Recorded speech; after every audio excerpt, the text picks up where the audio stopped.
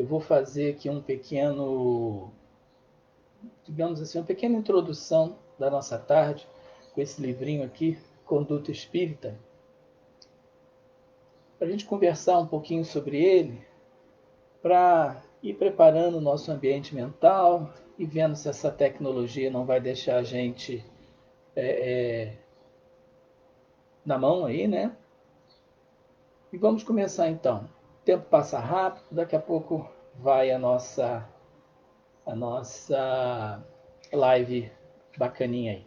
Esse livro aqui foi escrito pelo Valdo Vieira, a mediunidade dele, espírito do André Luiz, pelo médium Valdo Vieira, que hoje não professa mais a doutrina espírita. Então, é uma pena, né? Um médico com grandes potenciais se desviou um pouquinho aí, mas faz parte da vida. A gente roga a Deus que ele esteja sempre amparado pela espiritualidade superior no segmento que ele abraçou, mas esse trabalho aqui é mediúnico, então a participação dele foi, como de todos os médiuns, sempre é de trazer a mensagem, né? De interpretar, escrever. Então a mensagem, na realidade, é de André Luiz. Então vamos lá, porque quando a gente fala de espiritismo, a gente está falando de uma doutrina relativamente nova, comparado às outras aí que estão desde a época lá do advento da Boa Nova, né, depois que Jesus desencarnou. Vou fazer a leitura da introdução feita por Emmanuel, para a gente ter uma noção aí de como é importante a gente ter a conscientização do que é a doutrina espírita. Emmanuel é a psicografia do Chico, né? Começa assim: abraçando o Espiritismo, pedes a cada passo orientação para as atitudes que a vida te solicita. Pensando nisso, André Luiz traçou as normas que constituem este epítome de conduta. Não encontramos aqui páginas jactanciosas com a presunção de ensinar diretrizes de bom tom, mas simples conjunto de lembretes para uso pessoal. No caminho da experiência, a feição de roteiro de nossa lógica doutrinária. Certa feita, disse o Divino Mestre: quem me segue, siga-me. E outra circunstância afirmou: quem me segue não anda em trevas.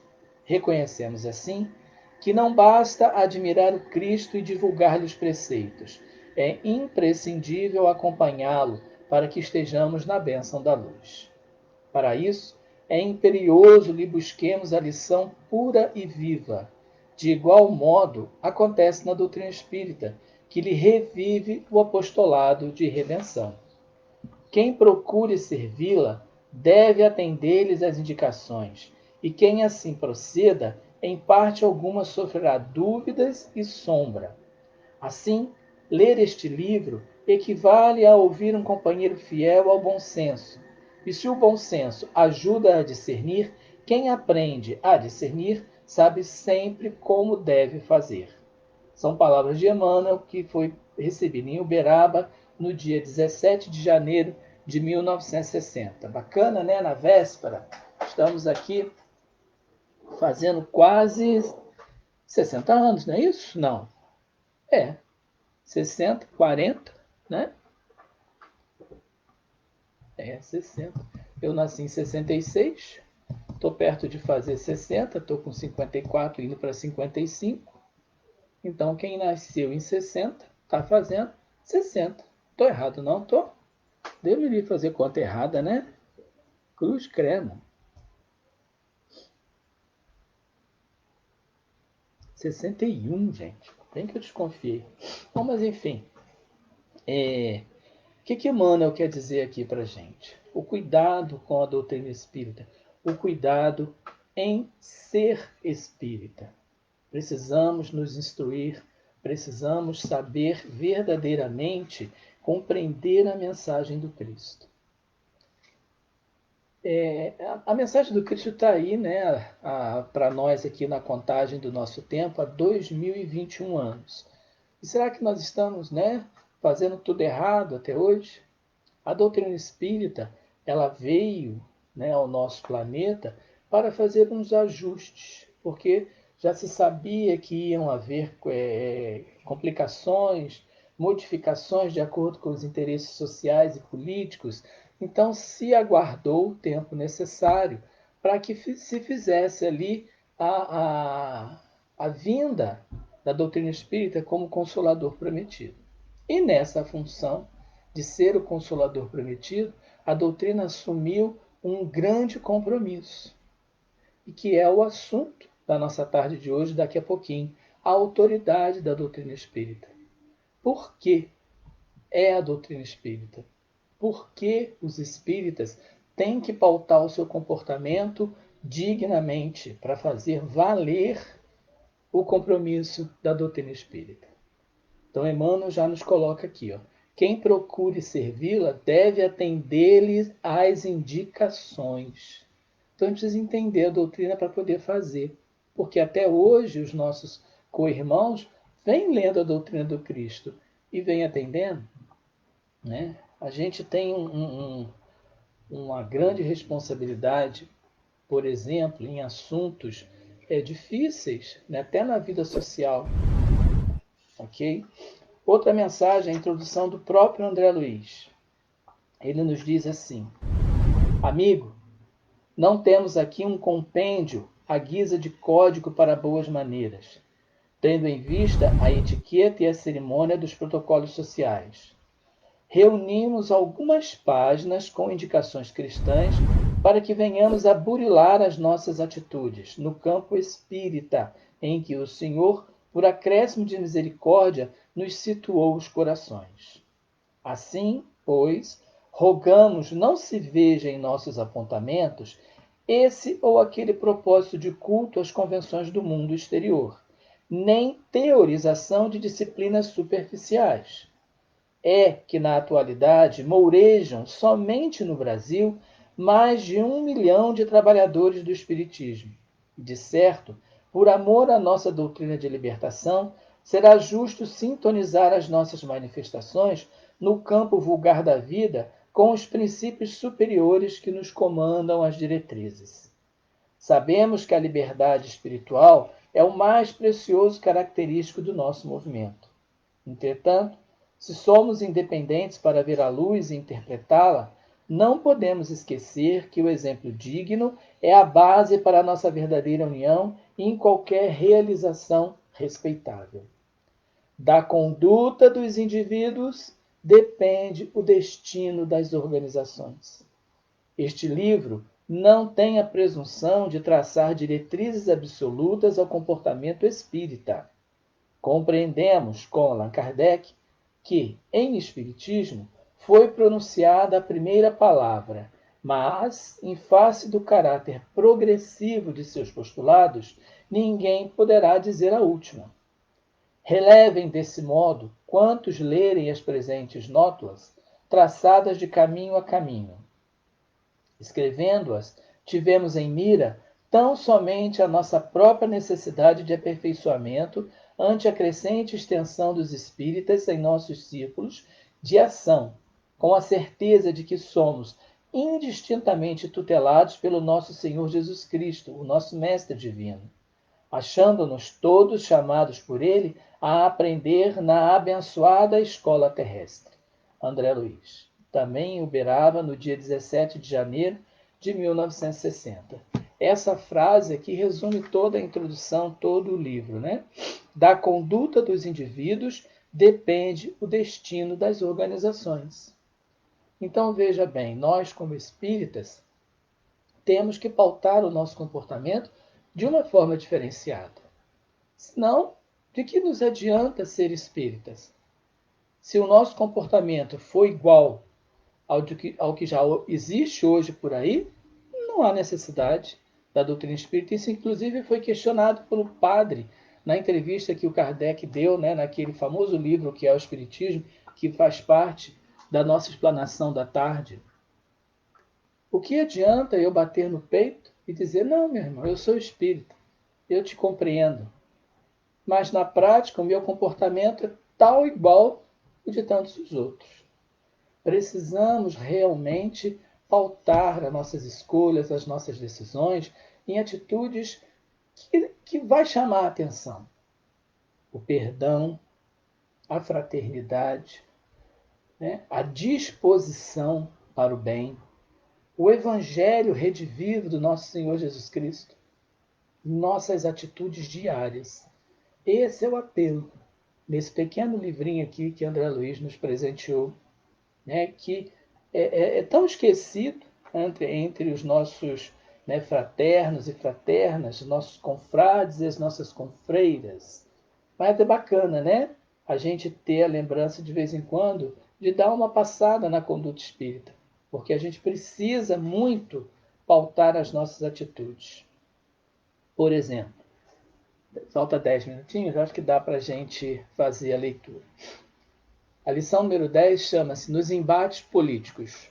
Né? Estamos aí há bastante abraços com essa lição. Situar em posição clara e definida as aspirações sociais e os ideais espíritas cristãos, sem confundir os interesses de César com os deveres para com o Senhor. Só o espírito possui eternidade.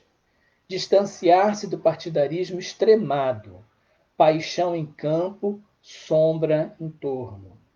Em nenhuma oportunidade transformar a tribuna espírita em palanque de propaganda política, nem mesmo com sutilezas comovedoras em nome da caridade.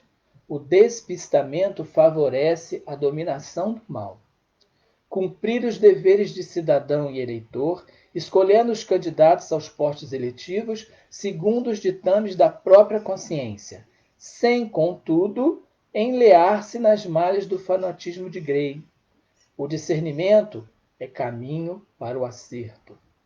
Repelir acordos políticos que, para com o empenho da consciência individual, pretextem defender os princípios doutrinários ou aliciar prestígio social para a doutrina, em troca de votos ou solidariedade a partidos e candidatos. O Espiritismo não pactua com interesses puramente terrenos. Não comerciar com o voto dos companheiros de ideal, sobre quem a sua palavra ou cooperação possam exercer alguma influência. A fé nunca será produto para mercado humano. Por nenhum pretexto condenar aqueles que se acham investidos com responsabilidades administrativas de interesse público, mas sim orar em favor deles, a fim de que se desincumbam satisfatoriamente dos compromissos assumidos. Para que o bem se faça, é preciso que o auxílio da prece se contraponha ao látego da crítica. Impedir palestras e discussões de ordem política nas sedes das instituições doutrinárias. Não esquecer que o serviço de evangelização é tarefa essencial. A rigor, não há representantes oficiais do Espiritismo em setor algum da política humana. Nenhum servo pode servir a dois senhores. São palavras de Jesus registradas em Lucas, no capítulo 16, versículo 13. Essa é uma situação muito delicada entre nós espíritas, né? Alguns dos nossos confrades e confreiras são políticos, participam da política. Há pouco tempo tivemos em Brasília uma homenagem, né, ao Espiritismo, né, pelo centenário ou bicentenário, não me lembro bem. Houve até uma manifestação espírita, espiritual, não espírita, espiritual, muito singela, muito delicada, mas que deu-se a perceber para quem, né, é do meio, que havia ali uma manifestação. Nós sabemos, né, é assunto, inclusive, da nossa conversa da tarde, que existem diversos tipos de condições evolutivas entre os encarnados e os desencarnados. Então, o que André Luiz nos coloca aqui é o cuidado com a pureza doutrinária. Temos que ter essa vigilância, porque em nome, às vezes, do bem, em nome de se fazer ampliar o trabalho, Alguns dos nossos confrades e de nossas confreiras acabam fazendo concessões, né, permissões de se utilizar as instituições, o nome, o trabalho, em favor de algumas desses segmentos políticos para receber doações. A Casa Espírita vive precisando, né, de alimentos, tem o trabalho de assistência, às vezes semanal, de alimentação para aqueles que não possuem lar, para aqueles que não têm condições de se alimentar. E às vezes, para conseguir essa possibilidade de ajuda, acaba se fazendo, né, acordos, né, para colocar uma faixa, para citar o nome. Nós conseguimos esse alimento do deputado fulano de tal, do vereador fulano de tal. A intenção pode ser boa, mas é uma linha tênue para a investida dos espíritos mais materializados, ainda com intenções maldosas com a doutrina. Esse é o recado de André Luiz, né, nessa situação. Vamos achar aí divergências. Alguns dos nossos irmãos vão falar que isso já está ultrapassado, que não é bem assim, mas fica aqui o recado para que a gente pense. É a conduta espírita, o que fazer, né, quando a gente tiver dentro da nossa casa alguma solicitação desse tipo. Às vezes a gente vai se deparar com isso e não saber o que fazer, né? Como qualquer outra situação, assédios, violência, e as pessoas nos cobram como religiosos uma atitude. O que você vai fazer?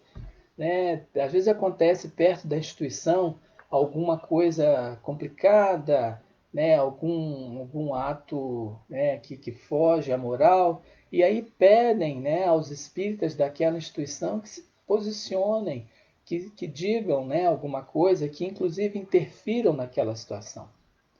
Como fazer? Orar, pedir a Deus a orientação, que ela vem e a gente vai saber o que fazer. A ordem e a lei tem que ser cumprida, né? Jesus já colocou isso.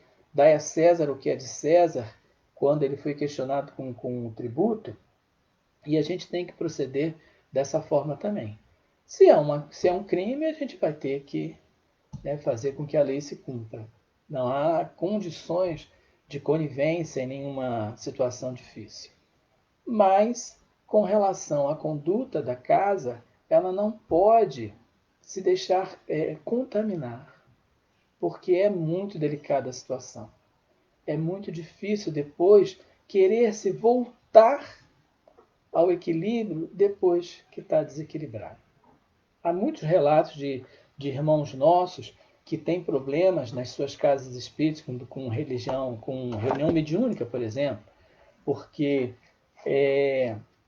eu desliguei o ventilador por causa do som, mas eu acho que eu vou ter que ligar um pouquinho. Se por acaso o som aí ficar prejudicado, vocês me mandam um recadinho ali no comentário que eu desligo, tá bom?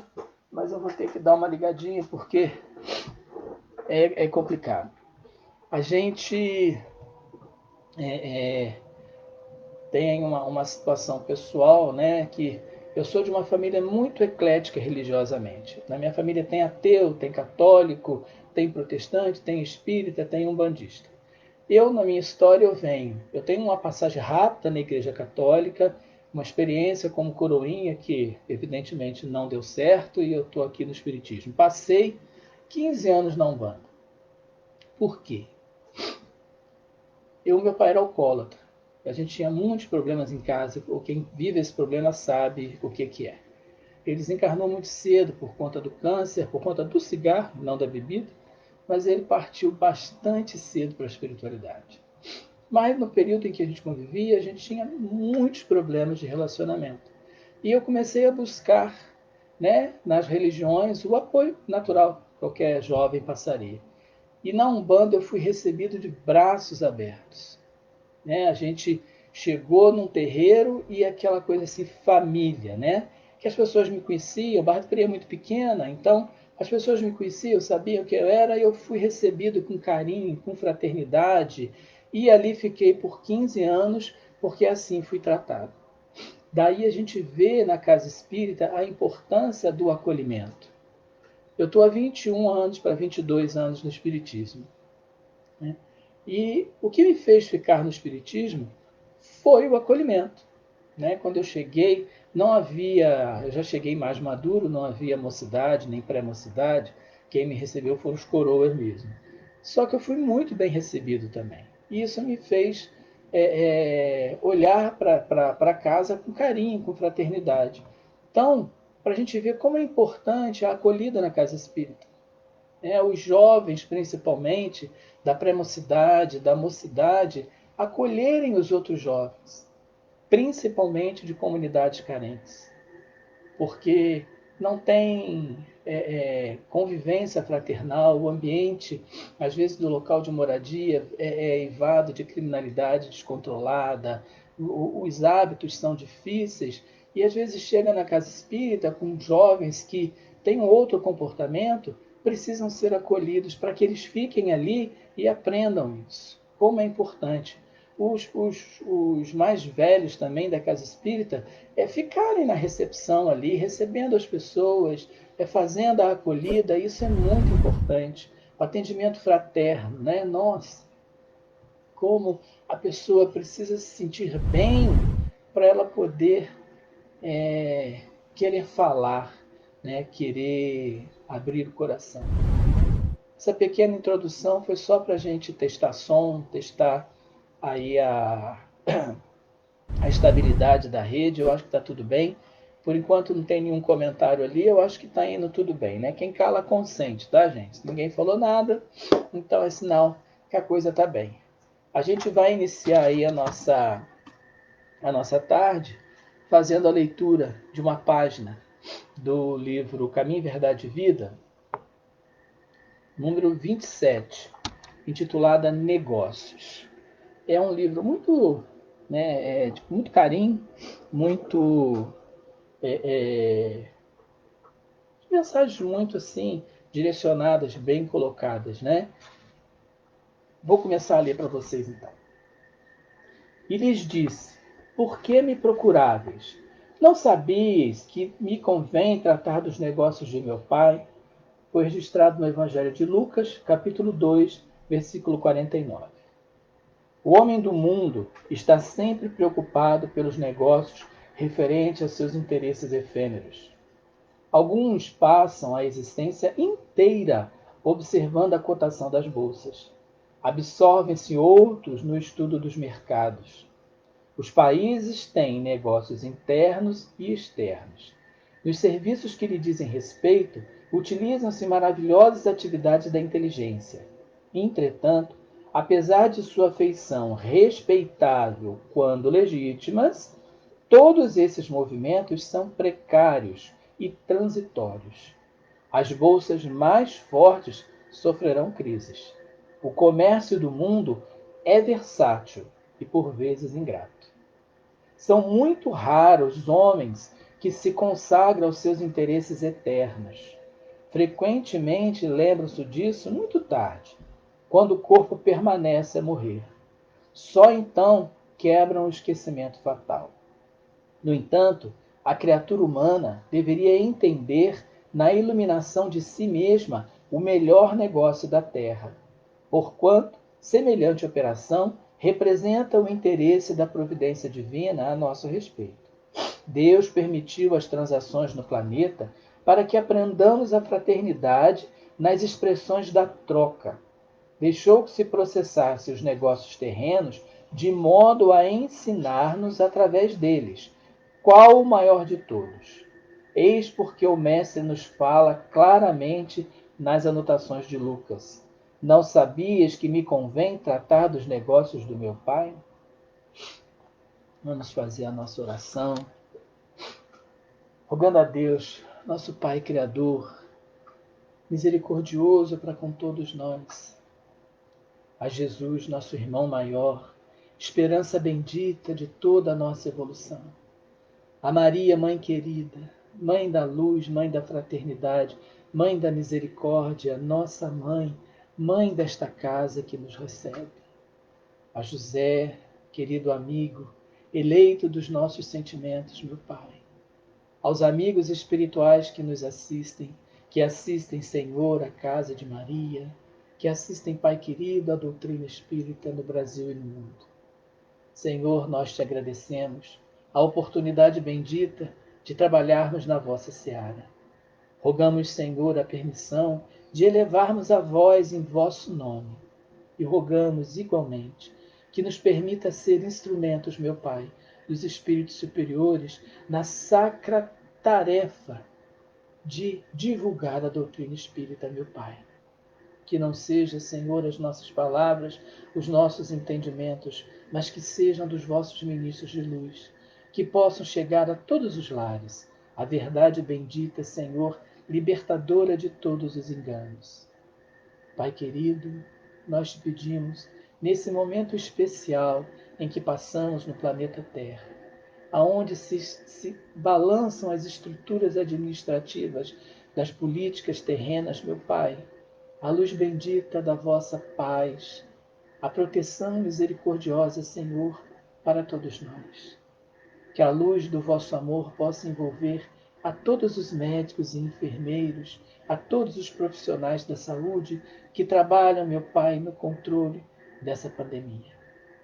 Senhor, que agora todos nós possamos refletir sobre a importância, Senhor, das profissões na terra.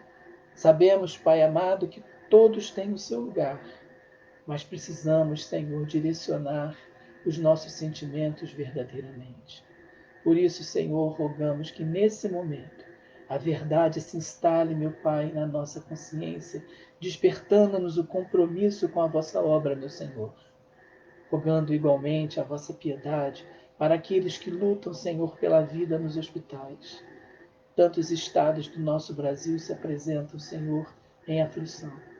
O nosso Amazonas, meu Pai, que atravessa um momento tão difícil. Que o vosso amor lá esteja, Senhor. O oxigênio, Pai querido, nos deste de graça. Não precisamos pagar para respirar.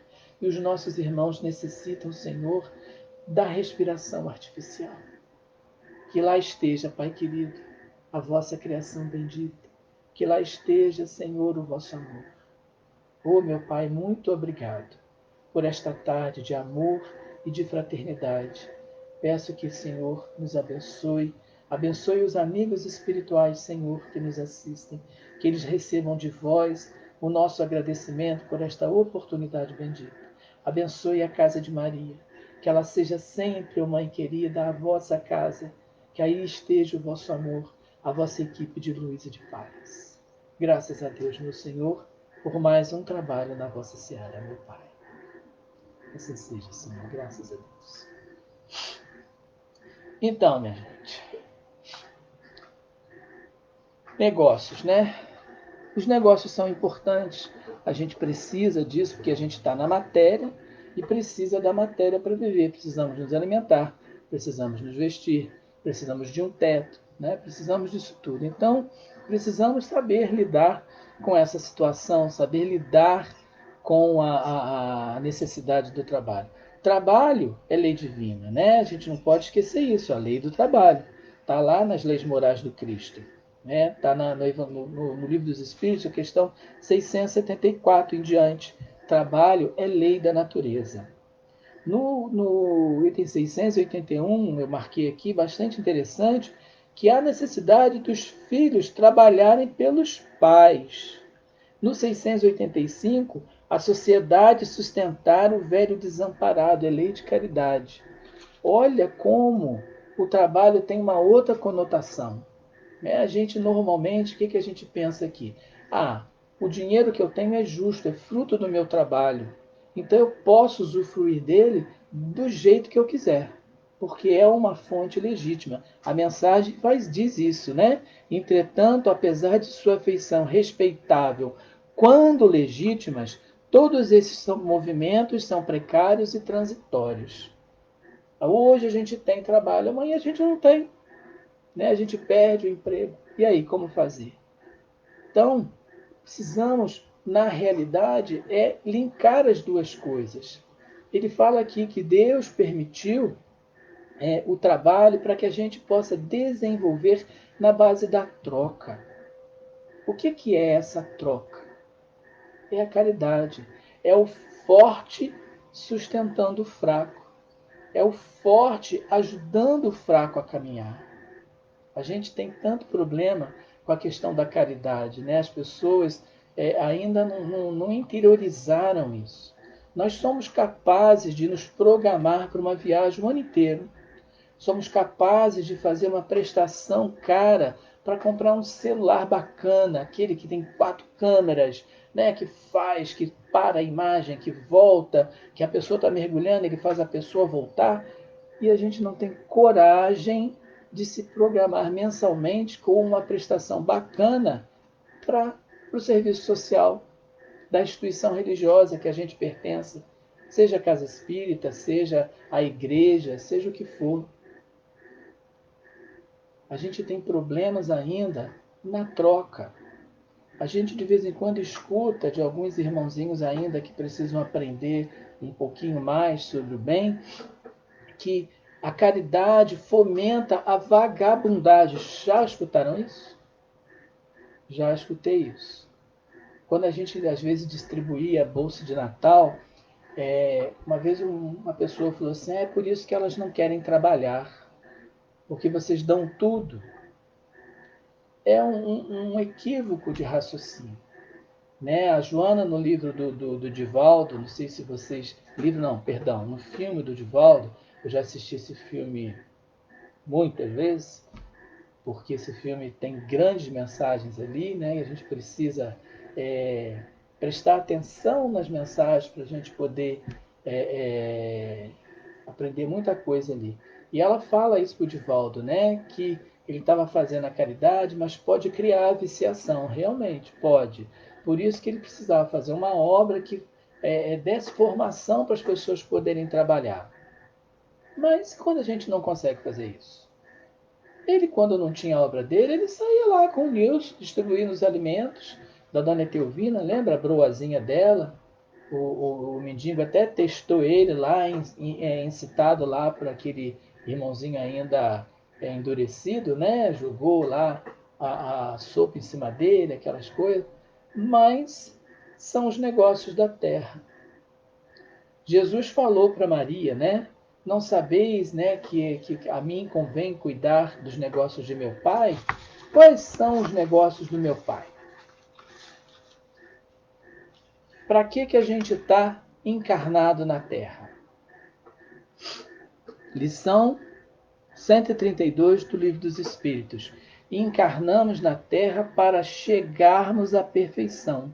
Aí temos ali, né, reencarnação de missão, de expiação. E às vezes temos os dois juntos. Estamos aqui para chegar à perfeição. A gente passa pelas dificuldades da vida para que o espírito se aperfeiçoe. Esse é o negócio de meu pai para nós. Jesus estava ali trazendo a boa nova. Então ele já estava no trabalho do pai e o nosso. A boa nova já está aí. O nosso é a nossa evolução, é a nossa perfeição. Nos aperfeiçoarmos, né? Ele coloca aqui que os países têm negócios externos, que os serviços que lhes dizem respeito utilizam maravilhosas atividades de inteligência para nos fazer desenvolver. Eu sou de uma geração que usava um mimeógrafo. Muita gente não conhece isso, né? Um cheirinho gostoso de álcool quando a gente ia fazer prova, né? Porque fazia vou falar impressão, mas eu não me lembro o termo da época, eu já esqueci. Impressão é de impressora, né? Mas revelava, né, a prova ali no mimeógrafo e era com álcool. Vinha um cheirinho gostoso, a gente fazia a prova ali. A gente não está aqui falando hoje pelo Facebook? Olha só como é que a tecnologia nos obriga a desenvolver inteligência. Nesse momento que a gente está vivendo, olha só como serviu para nos unir. Se não fosse isso, eu teria que pegar um ônibus aqui em Barra do Piraí, ir até Rodeio, né? Provavelmente eu precisaria pegar um táxi para ir até a Casa Espírita e depois voltar e pegar outro ônibus para vir aqui. Hoje eu estou aqui no recesso da minha casa, sem correr nenhum risco, falando com vocês. Olha que bacana, né? As maravilhas da inteligência. André Luiz, quando começou a fazer os livros, o Emmanuel ofereceu para ele o futuro ou o passado. O que você quer? Ele foi na máquina de escrever, que era o que ele conhecia, né? Ou ele foi escrever, não me lembro exato. Mas é essa situação, a gente passa por essas coisas para que a gente possa evoluir. É.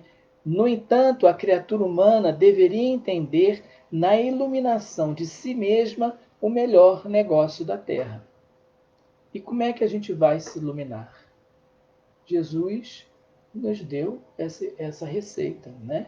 Seus 2 mandamentos: amar a Deus acima de todas as coisas e amar ao próximo como eu vos amei. O amor. Se eu digo que amo o meu próximo, se eu digo que amo a criatura, como é que eu não faço bem para ela? Né? Então, a dica é essa: é o amor, é a paz. O tempo é cruel, né? Então eu não vou falar muito da página, não, porque a gente precisa partir para o estudo. Eu fiz assim, uma divisão, porque o nosso assunto é a autoridade da doutrina espírita. É a introdução número 2 do Evangelho segundo o Espiritismo. Para a gente começar o ano entendendo por que a gente pode defender a doutrina espírita como consolador prometido. Aonde que está a autoridade? Ou seja, aonde que eu posso afirmar que a doutrina espírita está certa quando ela diz que reencarnação existe? Os nossos co-irmãos, eles falam, não está na Bíblia, não existe. Como que não está na Bíblia? Eu já tive várias conversas com irmãos protestantes. Católico eu nunca tive, interessante, mas com o protestante sempre me testa. Aqui no meu bairro, então, aquele pessoalzinho que passa domingo de manhã, que atrapalha a gente a ver televisão, né, que bate na porta da gente trazendo o evangelho, a gente precisa atendê-los com carinho e com fraternidade, porque é um trabalho de fé. Eles estão ali divulgando aquilo que eles acreditam. E eu aprendi isso na casa espírita, e eles, quando batiam aqui, um sol de rachar, Barra do Piraí é muito quente. Eu não sei se Paulo de Fronteira é tão quente quanto aqui, eu acho que não. Mas então, você via que estavam suando, né? Levam as crianças, porque eles estão educando seus filhos na prática, mostrando para eles como é que tem que fazer.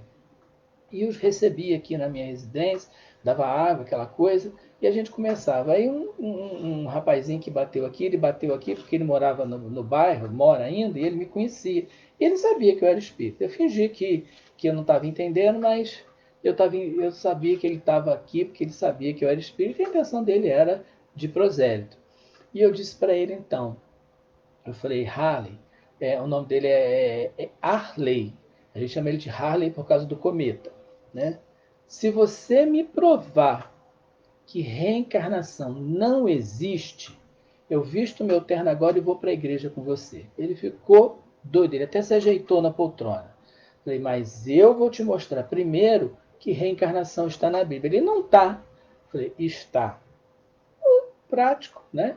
Peguei a transfiguração do Tabor, o diálogo de Jesus com os discípulos após a transfiguração, e ele, naquele diálogo onde Jesus afirma que Elias já veio e era de João Batista que eles entenderam que Jesus estava falando. Né? Quando um dos que estavam lá pergunta a Jesus, Senhor, antes que o Cristo venha, não é necessário que Elias volte? Ele falou, sim, e Elias já veio.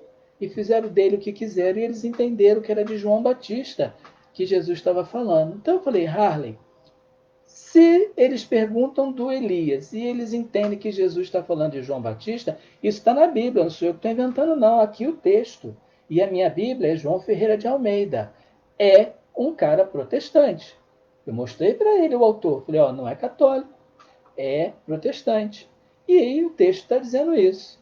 Se é Elias como João Batista, o que é, meu irmão? Isso não é reencarnação? Aí ele falou que não, eu estava entendendo equivocado, me pediu permissão para trazer uma pastora aqui na casa. Falei, pode trazer, não tem problema nenhum. Levou umas 2 semanas, ela veio, eu falei a mesma coisa, conversei a mesma coisa com ela. Ela não conseguiu desenvolver o assunto. Não que eu fosse melhor do que ela por conhecimento de Bíblia, muito maior do que o meu, porque era pastora, precisa conhecer. Só que eles colocam né, aquela coisinha assim direcionada para aquilo que eles acham. Eles não estão abertos a possibilidades. E Kardec coloca isso na doutrina, se em algum ponto da codificação a ciência provar que está errado, é para a gente atualizar, é para a gente seguir a ciência. Né? Então, a gente precisa ter esse cuidado. Então, eu dividi, né, os três pontos da nossa conversa de hoje em universalidade do ensino dos espíritos. A gente já sabe, já conhece esse termo, né? Vários espíritos se comunicando sobre os assuntos. Diferença evolutiva entre os espíritos, encarnados e desencarnados. Que uma vez eu fui questionado por um amigo protestante como é que eu tinha certeza que aquele espírito era de Deus, usando aquela palavra, né? Aquela mensagem de, de João Batista, experimentai. E o meu celular está dando forfé aqui, gente. Desculpa, tá? Mas é que eu não tenho outro, eu fico. Eu acho que ele está desencarnando, tadinho. Enfim, deixa ele aqui. Como é que eu tinha certeza que não era o diabo que estava falando no lugar de uns espíritos? Então, Kardec coloca isso ali, ele já sabia que isso ia acontecer. E, por fim, alterações nos textos originais da codificação que a gente está vivenciando. Kardec falou isso na introdução do Evangelho segundo o Espiritismo. Então, esses três tópicos para a gente desenvolver a nossa conversa. Tá bom? Nós vamos falar então, começar o primeiro tópico, a autoridade da doutrina espírita. Kardec coloca lá que se a doutrina fosse de concepção puramente humana, estaria sujeita às variações do conhecimento deste ser humano. Então, algumas pessoas confundem, né? Acham que Kardec é o criador da doutrina espírita. Eles não conseguem ainda entender que ele foi só o organizador. A gente precisa, né, explicar isso para as pessoas, para elas não fazerem confusão. Quando eles dizem que a gente diviniza Kardec. Né? Por isso a conduta espírita. Perante a doutrina tem essa lição lá. A gente, quando se expressar, precisamos colocar como Kardec como codificador. Porque o que norteia a doutrina espírita é o Cristo, é o ensinamento do Cristo. A doutrina é o cristianismo redivivo na sua pureza, na fraternidade, no perdão, no amor. Então, a gente coloca, Kardec colocou ali esse cuidado, ele coloca o seguinte pensamento: por mais que esse ser seja de uma inteligência, né, fenomenal, ele atingiria somente a um grupo. Então, um exemplo, né? Um bom escritor, vamos pegar um bom escritor aí, atinge uma parte da população, porque ele pode agradar a um e não agradar ao outro. Vamos pegar alguns exemplos. Um best-seller, Escrito nas Estrelas, que é um filminho bem triste, que fala de dois pacientes de câncer que se apaixonam e começam a contar a história romântica deles junto com a vivência da doença. Escrito nas Estrelas é um filme jovem, para a mocidade, que fala de amor, fala de entrega, de dedicação, né? Ele atinge o público jovem. Se de repente uma pessoa mais velha, né, o meu avô, fosse assistir esse filme, ele ia achar bonitinho, mas já vi coisas piores. Né? Então, atinge ali a juventude. A Bela e a Fera, Harry Potter, para quem? Crianças e pré-adolescentes. Fez um sucesso danado, porque os pais acabavam sendo envolvidos, porque eram crianças e pré-adolescentes que estavam ali, os pais precisavam conhecer, né, o que estava sendo passado ali. Então, atingiu ali, mas foi aquele público. Paulo Coelho, nossa, como as pessoas gostam de Paulo Coelho, né? O Alquimista, aquelas coisas assim, Código da Vinci, que foi aquela febre, a Cabana, público adulto. O jovem não se interessava por isso. A gente não vê jovem falando de Paulo Coelho. Quando começa a ficar mais velho, aí sim vai para a faculdade, né? Tem assuntos mais politizados, aí começa a falar de Paulo Freire, Paulo Coelho, aquela coisa toda. Mas não atinge a toda a população. Com a doutrina, a intenção é diferente. Mas a doutrina não atinge a toda a população. Ainda. Mas ela é intencionalmente criada para isso, né? Kardec esclarece lá. Deus enviou a nova revelação por um meio mais rápido. Incumbiu os espíritos a sua divulgação a todo o planeta. Então eu não preciso de um escritor na Rússia, eu não preciso de um escritor na Espanha, um escritor no Japão, não preciso. Os espíritos estão em toda parte. Quando se fizer necessários, as manifestações acontecem. Não aconteceu na quantificação, não foi em todo o planeta, Kardec nos comunicou com vários centros no mundo, inclusive centros brasileiros, não recebeu, né, as publicações também de todos para se falar, então atingia todas as populações. Mas cadê a população? Por que então não está? É porque as coisas são, para ter base boa, elas precisam ter semeadura. E as pessoas vão começar a questionar essa situação que a gente está vivendo agora, né? Eles estão vendo que o dinheiro não salva ninguém. O que salva as pessoas são os hospitais, é a medicina. Vão começar a refletir. Tem pessoas que têm plano de saúde e não tem vaga. Né? Não tem jeito. E como é que se escolhe a vaga? Pela condição clínica de cada um. Não é pelo plano de saúde ou por ser usuário do SUS, não. Né? Então, as pessoas vão começar a refletir. Outra coisa que ele coloca lá, os livros podem ser queimados, lembrando o Alto de Barcelona, né? Mas os espíritos não. Resguardando-se a fonte da doutrina, pode-se proibir os homens, mas os espíritos não se proíbem. Eu posso proibir uma manifestação do pensamento. Isso aconteceu no Brasil, né? Na época da ditadura, os intelectuais da época foram até expulsos do país, foram viver fora do país, mas a música continuou. Né? A poesia continuou, o livro continuou, porque é a fonte do pensamento. Você queima o livro, mas aquela mensagem ficou. Com os espíritos, então, gente, nossa. Outra condição importante da doutrina, né, para falar da universalidade dos ensinos dos espíritos.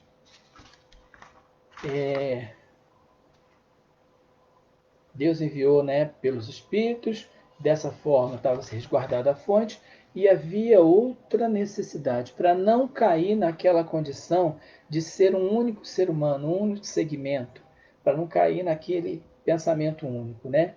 Diversos médiuns. A diversidade dos intérpretes garante a atenção das diversas camadas sociais. A doutrina não tem nacionalidade. Ela não é francesa, ela não é brasileira. Não faz parte de nenhum culto. Serve a todos, inclusive naquele livrinho do que é o Espiritismo, e Kardec fala isso para o padre. No meio das sociedades espíritas tem protestantes e católicos. Eles vão aos seus cultos e depois vão aos estudos, porque aquela época ainda era, né, ciência, depois é que se tornou o aspecto religioso. Serve a qualquer da religião, porque era ciência. A universalidade do ensino dos espíritos, ela vem daí. Né? Vários médiuns, vários espíritos. Se eu perguntasse para Paulo Freire, o que você acha que é Deus? O que é Deus para você? Aí para falar lá da cabeça dele. Se eu perguntar para Xuxa, ela vai dizer, é a natureza, é o sol, é tudo de bom. Mas ele perguntou para vários espíritos, de várias culturas diferentes, porque apesar de perdermos o corpo físico, os espíritos mantêm a sua personalidade. E aí depois, com as diversas respostas, né, ele comparou, uniu, né, aquelas que eram iguais e viu, né, pelo critério da maioria, e adotou ali a resposta correta. A universalidade dos ensinos dos espíritos tem um porém, que a gente precisa tomar. Na primeira carta de João, capítulo 4, versículo 1, ele coloca lá: amados, não creiais em todos os espíritos, né? Experimentais para ver se eles são de Deus. E coloca ali o caminho para você fazer isso. O espírito precisa confessar Jesus Cristo, senão ele não é de Deus. Era a forma que João tinha ali essa diquinha ali para fazer naquela época. Na primeira carta de Paulo aos Coríntios, no capítulo 12, ali em diversos versículos, ele fala da diversidade dos dons espirituais. No versículo 11 ele coloca assim: mas um só o Espírito que opera todas as coisas. Porque nos anteriores ele falou que um tinha um dom da palavra, um tinha um dom da comunicação, um tinha um dom disso, um dom daquilo, mas que tudo era feito por um Espírito só, que se criou o entendimento do Espírito Santo. O Espírito Santo se derramou no dia de Pentecostes, o Espírito Santo de Deus, e todos então falaram línguas e aí se comunicaram e a Boa Nova se espalhou por toda a região, consequentemente por todo o planeta. Então ele coloca ali, João coloca esse cuidado. E Kardec também tinha esse cuidado. É porque é muito possível de que espíritos se tomem nomes de entidade, personalidades respeitáveis e se apresentem. Eu tenho visto aí na internet determinado companheiro do segmento espiritualista falando em nome do Dr. Bezerra de Menezes e se manifestando como Dr. Bezerra de Menezes. Não vamos aqui acusar ninguém, mas é de se duvidar. É de se duvidar. Pela forma que a coisa acontece. Né? Eu não sei se é na Conduta Espírita, eu creio que sim, quando ele fala da casa espírita, ou em outro livro do André Luiz, que ele descreve como deve ser uma casa espírita. Ela deve primar pela simplicidade. Se você vê a suntuosidade e o luxo, já coloca um pé atrás. Porque o dinheiro que se gasta na suntuosidade do templo deixa de se aplicar na caridade. Então aí já é para a gente entender a qualidade espiritual desse companheiro. Então, através desse sistema, Kardec afirma que aí está a força do espiritismo. Por isso, a manifestação dos espíritos por todo o planeta por diversos médiuns. Nós temos aqui o sistema utilizado por Kardec, mas ele sabia que ia dar problema. Ele colocou nesse texto da autoridade da doutrina espírita, a gente vai chegar lá. Então vamos para o segundo título, que é a diferença evolutiva entre os espíritos encarnados e desencarnados. Aqui, meus amigos, já começa o aviso de Kardec. Então vamos prestar bastante atenção no texto, porque ele já sabia que ele ia enfrentar problemas que hoje em dia a gente está vivenciando. Então tá aqui, ó. Eu vou ler para vocês. É um pouquinho extenso, mas é importante. Está lá na página 30, a partir da página 30 do Evangelho segundo o Espiritismo, na introdução 2, a autoridade da doutrina espírita. Não é essa, porém, a única vantagem que lhe decorre de sua excepcional posição. Ela lhe faculta inatacável garantia contra todos os cismas que pudessem provir, seja da ambição de alguns, seja das contradições de certos espíritos. Tais contradições, não há negar, são um problema, mas que traz consigo o remédio ao lado do mal. Ele saberia que haveriam espíritos ambiciosos, tanto encarnados quanto desencarnados. Ele passou por isso com a médium, lembra? Quando no filme de Kardec, que a médium queria o nome dela nas publicações, ela em si não, mas era o marido, ou o pai, não me lembro. Tinha um homem junto com ela exigindo que o nome dela aparecesse no trabalho. Né? E nem o Kardec colocou o nome dele, ele trocou o nome, ele não botou Hippolyte, né? Então ele já sabia que isso ia acontecer. Sabe-se que os espíritos, em virtude da diferença entre as suas capacidades, longe se acham de estar individualmente considerados na posse de toda a verdade, que nem a todos é dado penetrar certos mistérios, que o saber de cada um deles é proporcional à sua depuração, que os espíritos vulgares mas não sabe do que muitos homens, que entre eles, como entre estes, há presunçosos e sofômanos, que julgam saber o que ignoram, sistemas que tomam por verdades as suas ideias, enfim, que só os espíritos da categoria mais elevada, os que já estão completamente desmaterializados, se encontram despidos das ideias e preconceitos terrenos. Mas também é sabido que os espíritos enganadores não escrupulizam em tomar nomes que lhes não pertencem para impingirem suas utopias. Daí resulta que, com relação a tudo que seja fora do âmbito do ensino exclusivamente moral, as revelações que cada um possa receber terão caráter individual, sem cunho de autenticidade, que devem ser consideradas opiniões pessoais de tal ou qual espírito, e que imprudente for aceitá-las e propagá-las levianamente como verdades absolutas. O primeiro exame comprobativo é, pois, sem contradita, o da razão, ao qual cumpre se submeta, sem exceção, tudo o que venha dos espíritos. Toda a teoria, em manifesta contradição com o bom senso, com uma lógica rigorosa e com os dados positivos já adquiridos, deve ser rejeitada, por mais respeitável que seja o nome que traga como assinatura. Olha como isso é grandioso, como isso é bacana. Eu recebo uma comunicação de Emmanuel, tá aqui, pá, assinado por Emmanuel. Emmanuel mesmo, de verdade. Ele falou isso para o Chico. Se eu disser alguma coisa que seja fora dos ensinos constantes da codificação de Kardec, fique com Kardec, me abandone. Olha a grandiosidade desse espírito. Não trouxe para si. Né? Ele falou, se eu posso errar, eu estou aqui na missão com você, mas eu admito, eu posso errar, eu não tenho toda a verdade. Kardec fala aqui, nem todos os espíritos é dono da verdade. Quem que chega a adquirir grande verdade? Os espíritos puros. No nosso caso aqui, Jesus Cristo. Foi o nosso modelo e guia, né? Ele alcançou essa condição. Então, Kardec coloca a condição de espíritos ambiciosos. Existem médios ambiciosos que querem a cultura, né? Que querem a mídia.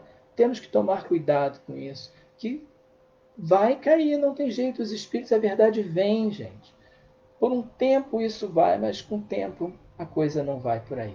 Presunçosos, né, que acham que são a última bolacha do pacote. Sofômanos, né, é aquele raciocínio que produz a ilusão da verdade. O Djavan tem uma música que fala isso, não sei se vocês conhecem. Ela diz assim, Dom de Iludir, que chama a música, ele ficou imortalizada na voz da Gal Costa. Você usa a verdade é o seu dom de iludir. Desculpa a minha voz, né? Vai escutar lá na voz da Gal Costa, que é muito mais agradável. Então a pessoa usa a verdade para atrair, mas a intenção está ali obscura. Ele coloca dúvidas. Né? A reencarnação, a pessoa lê na Bíblia e diz para o outro: isso não é assim. Eu escutei de um padre na televisão que ele falou claramente: os espíritas estão enganados. Isso não é reencarnação, é Elias vivendo, desculpa, é João Batista vivendo como Elias. Gente, compara as histórias, compara a biografia desses dois espíritos. Elias era um general, João Batista vivia no deserto, andava só coberto com pele de bicho, pelado, tomando banho no rio. Como é que ele vivia como Elias? Então, isso é o sofômano. Sistemáticos, aqueles que só aceitam a verdade pela sua visão. Não aceita o modo de ver do outro. Então, as diferenças entre os espíritos está aí. E ele coloca para a gente, né, o caminho para a solução disso. O crivo da razão. É lógico crer no Cristo?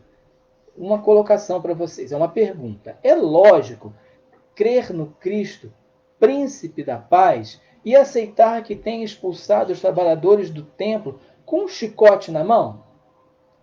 Só para pensar, Como é que a gente aceita um Cristo bondoso, generoso, e ele vai expulsar trabalhadores que eles estavam ali trabalhando, enganados, mas estavam trabalhando? Vai dar chicotada em todo mundo? Então isso é o crivo da razão. Analisa. Para a gente poder ter essa razão, o que a gente precisa ter? Estudo. Entender a personalidade, entender a natureza daquela comunicação para saber conhecer em qualquer momento se é aquele espírito ou não. Por isso, é importante. Outra coisa que ele coloca aqui para a gente, o parecer da maioria. Ele fala ali que é o sistema, né? Vários falando a mesma coisa é sinal de veracidade. Mas precisamos analisar. Temos aí um fato histórico com relação à maioria que estava errada e só um estava certo, que é a história do nosso Galileu Galilei, né? Que colocou a teoria trazida já por Giordano Bruno, ele só aperfeiçoou o estudo de que a Terra não era o centro do universo sequer do nosso sistema solar. E que ela girava em torno do Sol e não o Sol girava em torno dela. A maioria dominante na época condenou Galileu, fazendo com que ele dissesse que isso não era verdade. A maioria estava errada, Galileu estava certo. Mas que tipo de maioria é essa? A maioria de uma região que pensa de uma certa forma, que pode estar inclusive temporariamente por um processo de obsessão coletiva. Segue um pensamento de um governante, de um dominante ali. Na época era a igreja, né, a responsável pela vida social e política. Hoje temos aqui políticos, né, que têm grandes seguidores. O pessoal da informática, aí, da internet, né, que tem vários seguidores, que são influenciadores digitais, eles podem levar ao equívoco. Então, a maioria, né, que Kardec fala, eu vou ler para vocês de novo, para ficar bem claro a opinião de Kardec. É no livro ainda Evangelho segundo o Espiritismo, aqui na introdução número 2, a partir da página 31. Então ele fala assim, ó: uma só garantia séria existe para o ensino dos espíritos: a concordância que haja entre as revelações que eles façam espontaneamente, servindo-se de grande número de médios estranhos uns aos outros em vários lugares. Vê-se bem que não se trata aqui das comunicações referentes aos interesses secundários, é a base doutrinária que ele está se referindo, mais do que respeita aos princípios mesmos da doutrina. Prova a experiência que, quando um princípio novo tem de ser enunciado, isso se dá espontaneamente em diversos pontos ao mesmo tempo e de modo idêntico, se não quanto à forma, quanto ao fundo. Se, portanto, aprouver a um espírito formular um sistema excêntrico, baseado unicamente nas suas ideias e com exclusão da verdade, pode ter-se certeza de que tal sistema conservar-se-á circunscrito e cairá diante das instruções dadas em todas as partes, conforme os múltiplos exemplos que já se conhecem. Foi essa unanimidade que pôs por terra todos os sistemas parciais que surgiram na origem do Espiritismo, quando cada um explicava à sua maneira os fenômenos, e antes que se conhecessem as leis que regem as relações entre o mundo visível e o mundo invisível. Olha como é importante o estudo. Isso é a introdução ao Evangelho segundo o Espiritismo, que muita gente tem mania de pular, né? Pula a introdução, vai logo para o texto, né? Para o mérito. É importante se estudar a introdução. Aqui está Kardec falando, né? A maioria de uma região, de um centro, pode estar sobre a mesma influência. A maioria da diversidade é a segurança. Então, quando se tem um novo sistema, há que se tomar esses cuidados. É por isso que a doutrina ela está bem embasada, porque não é o pensamento de um segmento, é o pensamento de vários. Vou passar para o terceiro pensamento, para a terceira divisão, para a gente depois fazer a conclusão, que já está ali 20 para as 5, eu acho que temos que seguir aí algum tempo regular, né? Alterações nos textos doutrinários. Os espíritos procuraram proteger a doutrina de possíveis alterações. Vou voltar novamente à leitura da introdução ao Evangelho segundo o Espiritismo, agora na página 34.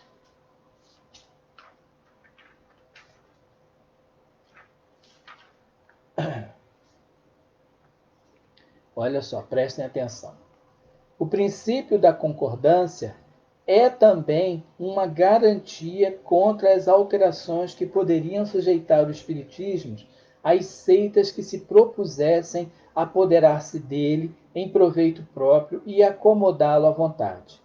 Quem quer que tentasse desviá-lo do seu providencial objetivo, mal sucedido se veria, pela razão muito simples de que os espíritos, em virtude da universalidade de seus ensinos, farão cair por terra qualquer modificação que se divorcie da verdade. De tudo isso ressalta uma verdade capital, a de que aquele que quisesse opor-se à corrente das ideias estabelecidas e sancionada poderia, é certo, causar uma pequena perturbação local e momentânea, nunca, porém, dominar o conjunto, mesmo no presente, nem ainda menos no futuro. Estamos no ano de 1869, no ano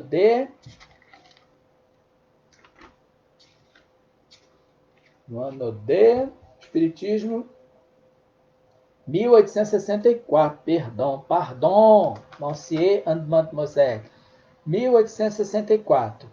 Kardec está falando aqui, ainda menos no futuro. Estamos no futuro, ano de 2021. Está havendo alteração na doutrina? Alguns estudiosos estão apontando que sim, né? Que infelizmente isso está acontecendo. Talvez não haja má intenção. Talvez seja aí a intenção de se adequar, se é que se pudesse usar esse termo, aos estudos. Vou dar um exemplo muito prático, muito claro. Esse livrinho aqui, O que é o Espiritismo? No terceiro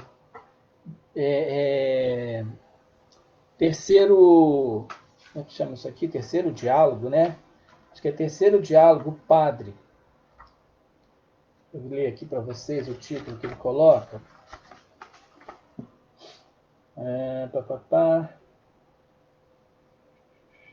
Ele está no capítulo 1, é o final do capítulo 1, terceiro diálogo, o padre.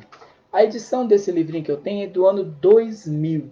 Então ele foi editado e publicado no ano 2000. O finalzinho do diálogo com o padre diz assim: se desta leitura nascer o desejo de continuar, ele está falando da leitura deste livro, porque foram várias entrevistas que Kardec fez esse livro. Então ele está falando da leitura deste livro. Se desta leitura nascer o desejo de continuar, deve-se ler o Livro dos Espíritos, onde os princípios da doutrina estão completamente desenvolvidos, depois o Livro dos Médiuns, que é para a parte experimental, destinado a servir de guia aos que desejarem operar por si mesmos, como aos que quiserem bem compreender os fenômenos. Ponto. Aí vem a seguinte frase: vem depois as diversas obras onde são desenvolvidas as aplicações e as consequências da doutrina, como, dois pontos, um em cima e outro embaixo, o Evangelho segundo o Espiritismo, o céu e o inferno segundo o Espiritismo e etc. Uma simples análise. Este livro foi publicado em 1859. É só conferir aqui, né, na partezinha que a editora coloca. Paris, julho de 1859. O Evangelho segundo o Espiritismo, que ele manda ler aqui, é de 1864. E o Céu e o Inferno é de 1865. Então, como Kardec, com um livro publicado em 1859, poderia indicar a leitura de 2 livros que não tinham sido publicados ainda? Nota-se aqui a alteração. Poderia-se fazer? Sim, mas teria que vir como nota de rodapé. Nota da editora. Indica-se também a leitura, tal, mas o texto original tem que ser respeitado. Isso aqui é um grande problema? Não. Mas pode ser que em determinadas obras, sim. Existe aí um problema com a Gênese. Vários itens da Gênese que foram suprimidos, outros, sei lá, se foram... Está diferente, né? Está no capítulo 6, 7 e 10 da Gênesis. Então, há de se ter muito cuidado. Para isso, o estudo é muito importante. Então, um do outro item que dá a autoridade para a doutrina espírita é o estudo. O espírita precisa estudar a doutrina espírita.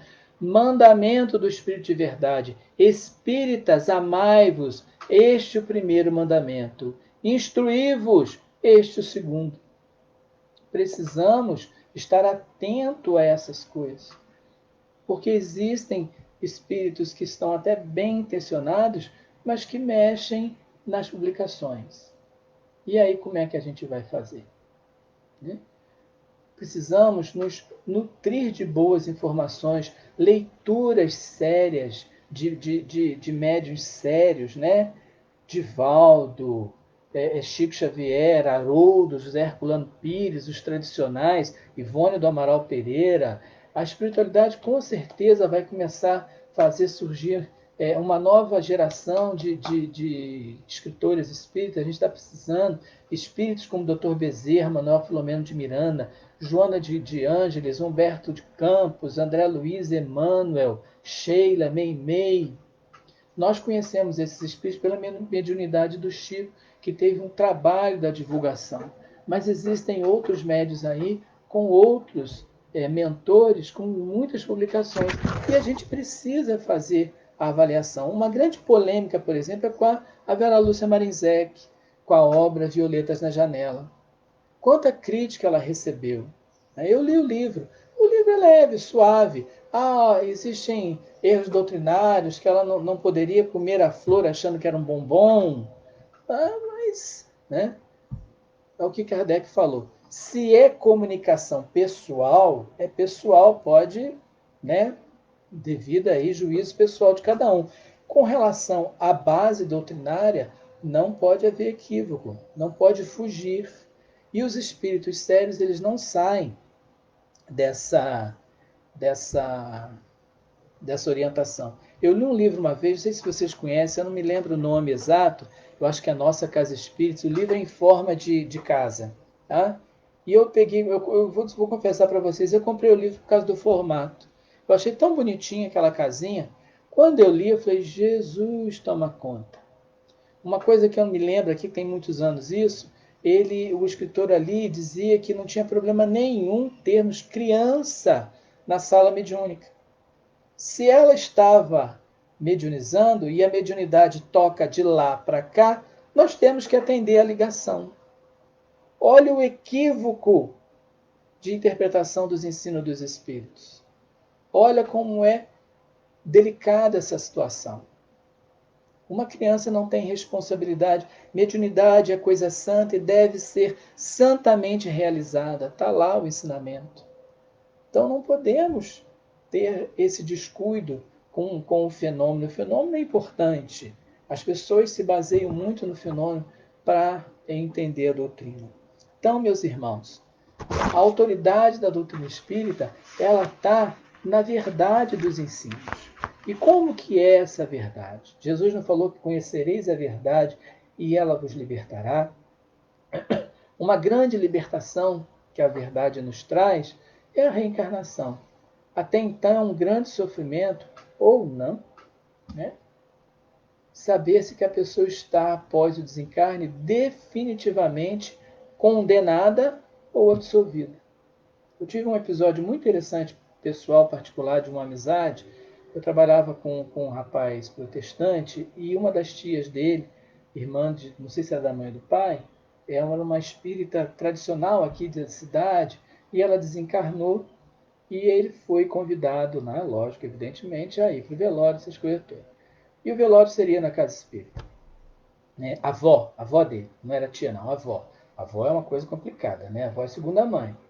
E ele foi, né? Eu falei, vocês vão lá, né? Vamos, o pastor vai nos acompanhar, pode ficar, estamos seguros. Ah, tá, então vai em paz. Aí depois que você tudo conversando com ele, eu falei, amigo, como é que era a sua avó? E ele só elogiou a avó. A minha avó era maravilhosa.